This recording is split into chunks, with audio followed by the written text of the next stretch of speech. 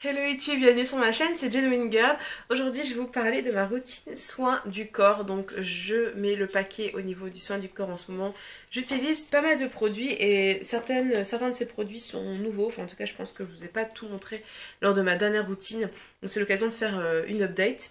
Donc pour me laver, j'utilise ce soin là, enfin pour moi c'est un soin quasiment. C'est une crème de douche de la marque Phyto Relax. Donc c'est aux fleurs de bac. Et cette crème de douche en fait elle est hyper hydratante. Elle protège, enfin je veux dire elle protège la peau. Elle évite que la peau se dessèche lorsqu'on la lave. Donc du coup ça me permet de garder une certaine hydratation même en sortant de la douche. Ce qui est pas négligeable du tout parce que décaper votre peau ça n'est pas du tout... utile, surtout quand vous voulez garder une belle peau hydratée. Donc j'utilise ça et dedans j'utilise maintenant, enfin j'ai mélangé un peu avec cette eau concentrée de la mer morte de la marque Nagel. Donc c'est une marque que j'ai trouvée sur le site EcoVerde et d'ailleurs le gel douche je l'avais trouvé sur Showroom Privé parce qu'ils ont un site mais je crois qu'ils livrent pas en France cette marque là. Donc sur Showroom Privé ils font de temps en temps des ventes, donc du coup j'achète à chaque fois, je fais mon stock. Et donc cette eau concentrée de la mer morte, elle permet en fait de revitaliser la peau, donc il y a énormément de bénéfices donc dans cette eau, c'est-à-dire que c'est un concentré de minéraux et j'ai constaté que ma peau brillait après avoir utilisé ce soin-là, c'est-à-dire que ma peau elle se retend plus facilement, elle est plus jolie et en fait ce produit-là ça exfolie aussi légèrement la peau, donc comme moi j'aime pas faire des gommages très souvent, je trouve que c'est vachement bien d'utiliser ça régulièrement. Donc soit je l'utilise en fait en sorte d'enveloppement, enfin je me masse partout et ensuite je rince. Il se conseille de rincer après parce que c'est un truc qui est salé, donc je pense pas que ce soit bon de le garder sur la peau très longtemps. Soit ben, je la mélange dans un gel douche, donc du coup, enfin gel douche, crème de douche. Et ce qui est bien, c'est comme c'est un produit concentré, bah, ça me permet de diluer un petit peu ce produit-là. Donc je me masse bien avec, je fais comme si je faisais un soin en fait. Je laisse poser un petit peu, ensuite je rince tout. Et j'ai une peau qui est vraiment très jolie après, très brillante. Et moi j'adore vraiment ce produit-là. C'est quelque chose dont j'entends quasiment jamais parler. Et je me suis bien renseignée sur le net. Effectivement, ça a vraiment des propriétés pour notamment réparer la peau. C'est très bon aussi contre l'eczéma, le psoriasis. Et vraiment, c'est un excellent produit. Si vous avez des problèmes de peau, des problèmes de peau, je veux dire des boutons, je sais pas, des varices, enfin j'en sais rien. Si vous avez des problèmes de peau tout court, vraiment utilisez ce type de produit-là, c'est vraiment excellent.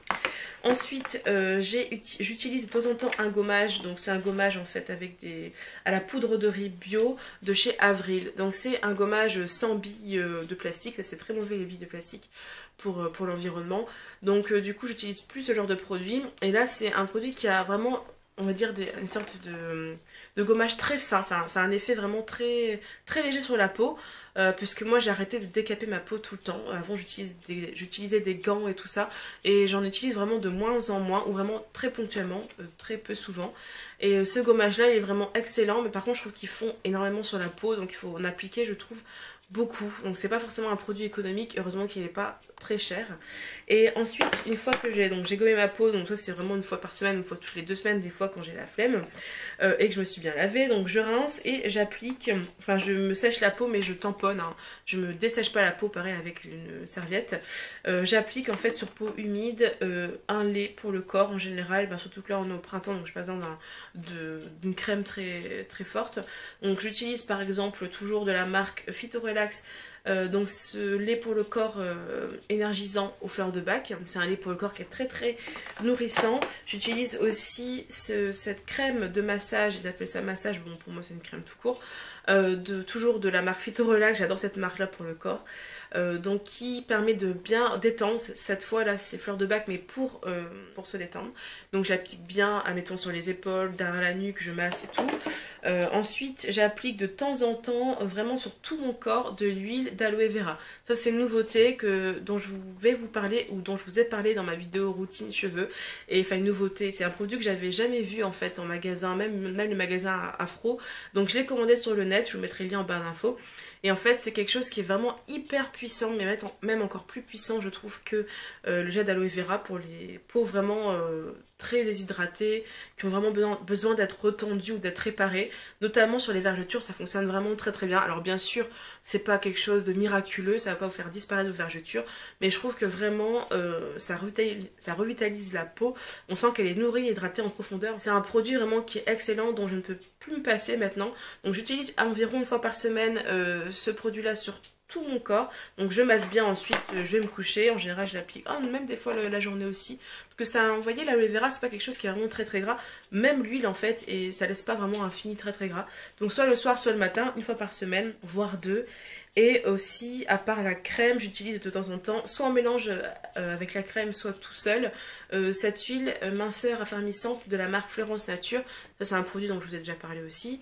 Et en fait c'est une huile qui est vraiment excellente, qui réactive la circulation. La première fois que je l'utilisais, ça m'a vraiment picoté partout. Et maintenant je l'applique rarement pure, je l'applique en mélange avec une autre huile. Ça m'arrive de faire un petit mélange dans un autre flacon. Avec une huile, je sais pas, huile d'amande douce par exemple, ou bien seule, donc uniquement sur les bras, parfois le ventre et le bas du corps. De temps en temps aussi, je l'applique pas tout le temps parce que j'ai pas envie que mon corps s'habitue et puis en plus ça revient un petit peu cher quand même. Donc voilà pour l'hydratation. Et en hygiène, donc à part le gel douche que je vous ai montré, il reste les déodorants, parce que je vous parle jamais de, non, ou rarement de déodorant bio. Donc puisque ça fait bien longtemps, au moins 2 ans, je crois que je suis passée au quasiment 100% bio ou naturel pour mon corps. Et j'utilise ce déodorant de la marque Lavera, donc c'est un roll-on. Moi j'adore le format bi, je trouve que c'est beaucoup plus pratique, en tout cas sur moi, bi ou stick. Et donc c'est un produit vegan, tout ça. Donc il est sans sel d'aluminium, sans alcool, parce que moi je déteste appliquer de l'alcool sur mes aisselles. Moi je ressens vraiment une différence quand le déo contient de l'alcool, ça me réussit pas du tout. Et en fait c'est un produit au citron, donc il y a vraiment un effet frais, une bonne odeur je trouve à l'application. Ça fonctionne quand même vraiment bien, et ça n'agresse pas trop les aisselles. Alors parce que moi ça m'arrive quand même d'avoir les aisselles agressées, malgré le fait qu'il n'y ait pas de bicarbonate de soude, qu'il n'y ait pas d'alcool ou quoi, parce que j'ai la peau sensible de manière générale, et surtout je me rase les aisselles, je ne m'épile pas, je les rase. Donc du coup, même si je me rase pas allez on va dire une fois par semaine, je pense maximum, dans tous les cas ça reste trop agressif pour moi en fait, mais c'est ce que je tolère le mieux en fait finalement. Et j'ai testé récemment ce déodorant de la marque Urban Cowboy. Donc là j'ai pris celui sans odeur parce que j'avais peur que ça m'agresse, puisque j'ai utilisé deux ou trois déodorants avec bicarbonate de soude et ça me réussissait pas du tout. C'est-à-dire que ça m'agressait les aisselles, mais vraiment à mort, au point de me les brûler. Et celui-là ne contient pas de bicarbonate, mais je trouve qu'il fonctionne pas vraiment très bien. Donc vraiment, moi ça m'arrive de temps en temps, si je suis chez moi ou je sais que je vais pas trop transpirer, d'utiliser de l'eau florale de romarin. Donc là je l'ai pas avec moi, mais simplement de l'eau florale bio, que je vaporise en fait sur mes aisselles. Et en fait ça permet, je trouve, d'enlever, je sais pas comment expliquer, ça rafraîchit, ça tient pas non plus, si vous transpirez énormément, ça va pas forcément tenir énormément, c'est à dire que le soir vous allez quand même avoir une petite odeur, mais vraiment les jours où j'ai pas trop de choses à faire, où je sais que je vais pas trop transpirer, je l'applique et ça me suffit en fait. Donc je mets de l'eau florale de romarin, ça m'arrivait aussi d'utiliser de l'eau de thé vert, mais je préfère quand même celle de romarin. Et de temps en temps, c'est un truc que j'ai testé, je ne mets pas de déo, de temps en temps.